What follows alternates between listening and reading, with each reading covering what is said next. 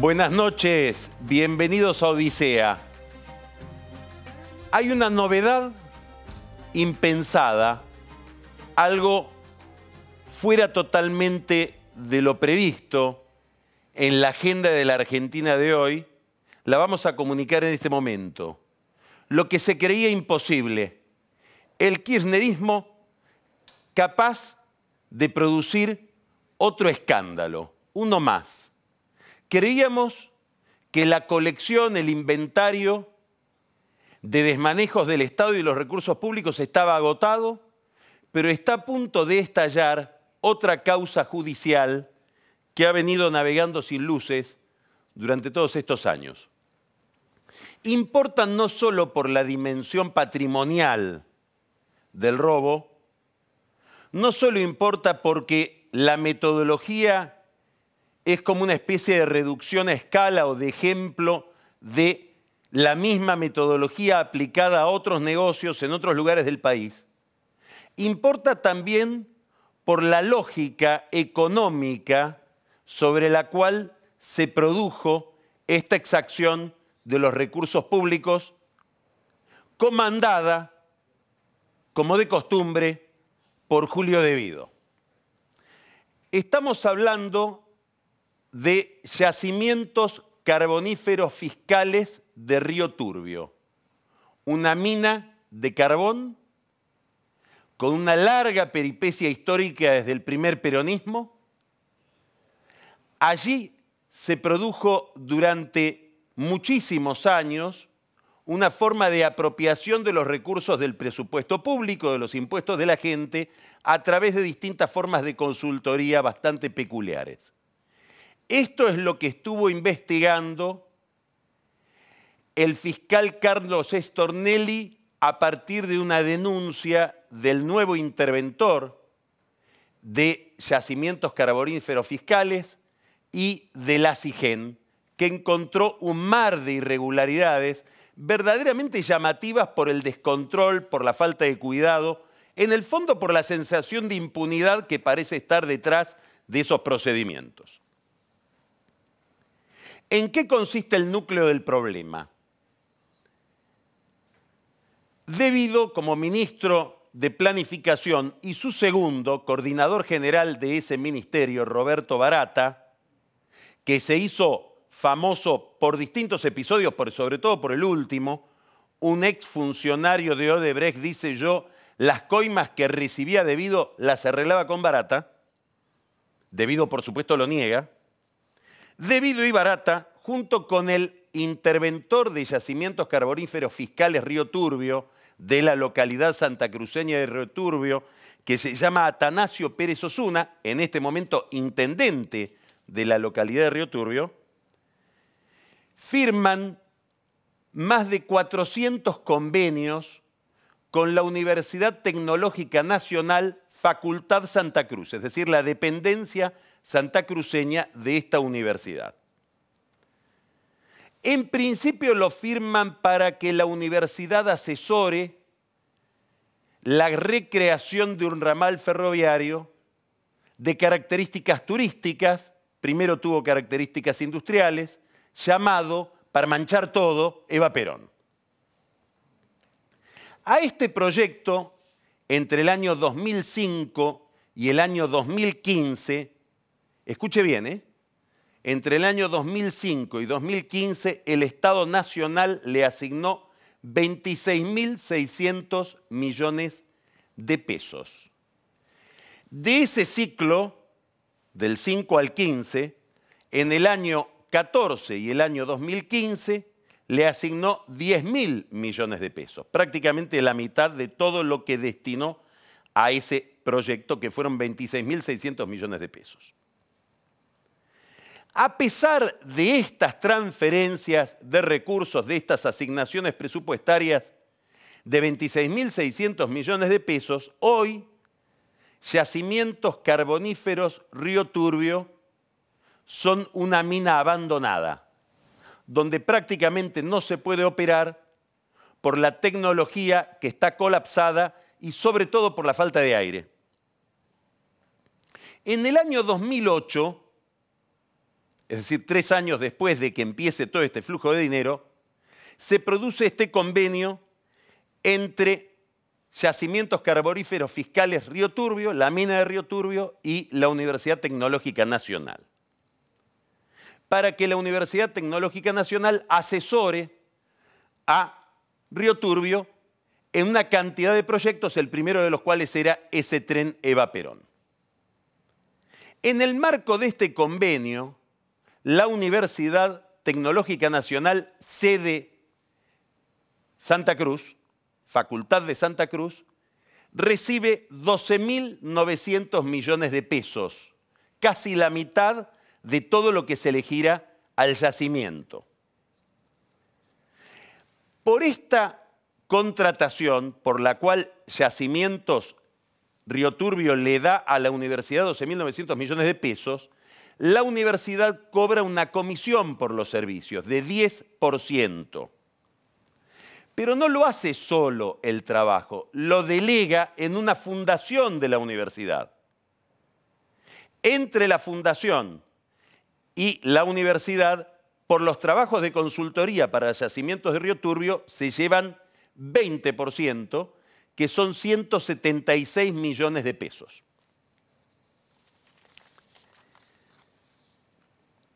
Empezaron por el convenio por el ferrocarril, para asesorar a la universidad sobre cómo, a Río Turbio sobre cómo manejar ese ferrocarril Eva Perón, y siguieron por otras prestaciones, otros emprendimientos, entre otros, por ejemplo, restaurar la mina, arreglar las cañerías, asesorar a Río Turbio sobre cómo mejorar el traslado de cenizas. Son 453 convenios que firma la sede santacruceña de la Universidad Tecnológica Nacional con Yacimiento de Río Turbio. Pero ¿cuál es la peculiaridad de todo esto? Primero, que no hay en la Universidad Tecnológica Nacional, sede Santa Cruz, ninguna carrera que tenga que ver con minería. Ahí se estudia ingeniería electrónica o ingeniería civil en la especialidad de rutas. No hay ningún curso siquiera sobre minería que justificaría que la universidad solvente o cubra la eventual falta de idoneidad del yacimiento para hacer tareas básicas de mantenimiento o de arreglo de un tren. La segunda peculiaridad es que de todos estos 453 convenios no hay una sola auditoría ni hay rendiciones de cuentas. No se sabe si los trabajos que supuestamente se realizaron por 176 millones de pesos, que fue la comisión que cobraron la universidad y su fundación, se realizaron o no. Y hay otra peculiaridad. Muchísimos trabajos, la Facultad de la Universidad Tecnológica Nacional y su fundación, que cobraban, como decíamos, 20% para esa consultoría, los tercerizaba en una empresa privada. Casi siempre la tercerización era para la empresa KRK Latinoamericana, cuyo presidente es Alfredo Jiménez. ¿Qué se supone que hay detrás de todo este entramado? ¿Qué supone el fiscal Stornelli? Que supongo pedirá dentro de poco alguna sanción o algún procedimiento judicial para avanzar en esta investigación. Se supone que se utilizó a la universidad para realizar contrataciones directas y desviar fondos que después iban a los bolsillos de alguien todavía no identificado. Sobre todo porque todos los contratos tienen la precaución de firmarse por un monto no superior a 13.500 millones de pesos, que es el monto, 13 millones de pesos, 13.500.000 pesos, que es el monto por encima del cual habría que hacer una licitación. Es decir, el objetivo de estos contratos con la universidad fue evitar la licitación para manejar más de 12.900 millones de pesos. Todo esto está en manos del juez Luis Rodríguez, que es un juez muy cercano al kirchnerismo. Habrá que ver cómo investiga lo que hasta acá trajo la indagación del fiscal Stornelli. Y habrá que ver también si por esas casualidades de la conexidad no habrá otro juez, probablemente más tranquilo todavía que Rodríguez, que se lleve el caso. ¿Qué es la conexidad? Que de golpe aparece una causa que nadie sabía que existía, que la tiene un juez dormida desde hace 10 años y dice, no, yo estuve investigando por qué se le salió una rueda al tren Eva Perón en uno de sus recorridos. Por lo tanto, me corresponde a mí investigar todo esto, que seguramente es la forma, por ir a la metáfora ferroviaria, de terminar en una vía muerta, porque por alguna razón esa causa estaba letargada y el juez ni siquiera daba señales de vida de estar investigando, salvo cuando apareció la posibilidad de una sanción real. Este método de las conexidades es uno de los tantos métodos a través de los cuales Comodoro Pi construye impunidad en la Argentina. ¿Qué va a pasar con De Vido? Seguirá con fueros en la Cámara de Diputados, amenazando a través de su cuenta de Twitter. Ya habla, por ejemplo, de la relación entre Calcaterra y las coimas de Odebrecht. Y dice en Twitter, cada vez que lo toca a Carrió, él contesta diciendo, no le contesta a Carrió, le contesta a Macri, bueno, Calcaterra en Yexa, que era la empresa que hacía el soterramiento del Sarmiento, ahora vendida a Midling, era no ya el sobrino de Franco Macri, el testaferro de Mauricio Macri, dice De Vido, que administró toda esa zona durante 12 años. Y ahora dijo algo más, dice, ¿vieron que la empresa Gela le compra a Odebrecht su parte en el soterramiento del Sarmiento? Bueno, es porque todo eso se lo están quedando los Macri, dicho por De Vido a través de Twitter, como si Gela fuera de los Macri. Y dice otra cosa más De Vido.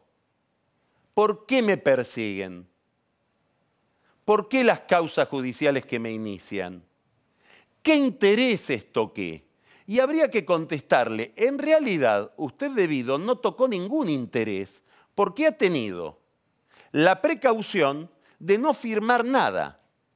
Es imposible que toque algún interés a alguien que construyó toda una ingeniería legal apoyado en su esposa y en José Roberto Dromi para no quedar pegado con ninguna de las irregularidades que aparecen en los expedientes. Porque acá la justicia probablemente termine sobre De Vido, porque es muy difícil explicar que como ministro delegó en alguien el manejo de 26.000 millones de pesos sin preguntarse por el destino de esos fondos.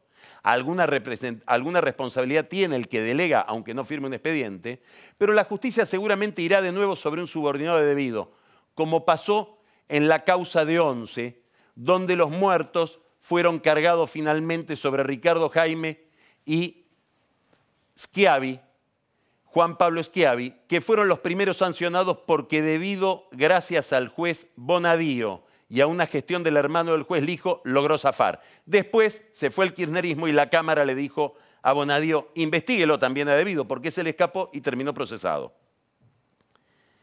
En otros casos, el culpable José López, también subordinado de De Vido. Por si no recuerda, José López es el que tiró a través de un muro 10 millones de dólares en un convento. De Vido, cuando no los había tirado, decía que era su mano derecha y en el momento en que los tiró, De Vido se quedó manco. ¿Quién es Barata? ¿Quién es Roberto Barata? El responsable junto con De Vido de todo este desmanejo presupuestario de yacimientos de Río Turbio. Era un vendedor de lotería que andaba por los bares de Barrio Norte vendiendo billetes de lotería, según dice la leyenda, hasta que le pidió trabajo a Néstor Kirchner y Néstor Kirchner le dijo, Julio, empléalo en algún lado. Aparentemente por un consejo de De Vido terminó siendo un representante de la Cámara Argentina de los extractores, de los pesqueros de calamar y langostinos. De la lotería a los frutos de mar y de los frutos de mar al manejo de la energía. Por las manos de Barata pasó el negocio energético argentino durante más de 10 años. Porque no solo manejaba Río Turbio, era el delegado de Vido en YPF. Mientras se consumó el vaciamiento de YPF que denunció Axel Kicillof delante en las narices de Julio De Vido en aquella memorable sesión donde Kicillof habló, como suelen hablar los líderes de izquierda, 7 horas frente al Senado, insultando al ministro que tenía al lado y que como lo mandaba Cristina, guardaba silencio y bajaba la voz. Destino triste el de Barata, entregado seguramente ahora por su jefe, que dice que lo que hacía Barata con Odebrecht a él no le consta, ni tiene ninguna información al respecto. Triste el destino de Barata, a quien se le cuadraban y le hacían la venia los principales empresarios energéticos de este país, que ahora casi no le atienden el teléfono, porque debido, cuidado, Barata está llamando a todos lados, pide piedad. A ver si habla. ¿Hablará? Es lo de menos. Inclusive, todo este disparate de dinero en un país con 30% de pobreza debería ser lo de menos o podría ser lo de menos frente al destravío conceptual que hay detrás de lo de Río Turbio. Río Turbio, como La Salada, como el resto del conurbano, es una especie de metáfora de la decadencia argentina y sobre todo de la trayectoria peronista dentro de esa decadencia. La Salada eran recreos para que pase el fin de semana en piletas en una especie de balneario como el que construyó el gobierno de Macri acá en la zona norte de la ciudad. Eran un recreo para que las familias fueran masivamente durante los años 50 a pasar el fin de semana en verano. Ahora esos piletones se cubrieron de una urbanización subhumana y de una feria donde se trafica drogas, se trafican armas, se registra trabajo esclavo y lo de menos, el contrabando. ¿Qué es Río Turbio? Un proyecto minero generado en el sueño argentino de Perón en los años 50, que hoy produce muy poco carbón. Hoy debería producir 2 millones de toneladas de carbón y produce 48.000 toneladas de carbón por año. Lo mismo que producía en 1951. El pico lo tuvo, lo digo y me lavo la boca, durante la dictadura, en 1979. 1.400.000 toneladas de carbón. Ahora cae. Para que no decaiga, debido, Barata, Kirchner, decidieron reactivarla esa mina, poniendo al lado de ella una central eléctrica que genere energía a carbón. La empezaron a construir, estaba pensado que saliera 700 millones de dólares. Todavía falta el 20% por hacer. ¿Y sabe cuánto va a costar? Racionalmente, si ese 20% no se transforma en una cifra sideral, 2.100 millones de dólares. Pagamos 3 veces esa central que todavía no se terminó gracias a Debido y a Barata. Una central que se hizo para que pudiera tener sentido la mina de carbón que no producía ya carbón. Claro, como no producía carbón, dijeron, ahora ¿qué hacemos con la central? Hagamos un tren hasta Río Gallegos, porque entonces importamos carbón. Pero ¿cómo? ¿No habías hecho la central para activar la mina de carbón? Sí, pero no nos salió. Entonces ahora vamos a hacer un tren hasta Río. Lo hicimos. Empezamos a importar carbón, pero ¿sabe qué pasa? Ahora no anda la central a carbón.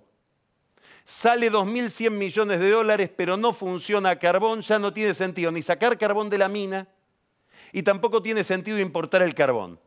Ahora estamos viendo si la hacemos a gas, al lado de la mina de carbón. Siempre y cuando no termine de quebrar la empresa que la hizo, Isolux, que está quebrada en España, o tal vez alguna mano generosa la rescate en la Argentina para que pueda terminar de hacerse este delirio, esta obra patética, casi cómica, de los 3 chiflados, Kirchner, Debido, Barata, si no fuera porque se llevaron mínimo 176 millones de pesos, no sabemos dónde. Empezamos Odisea.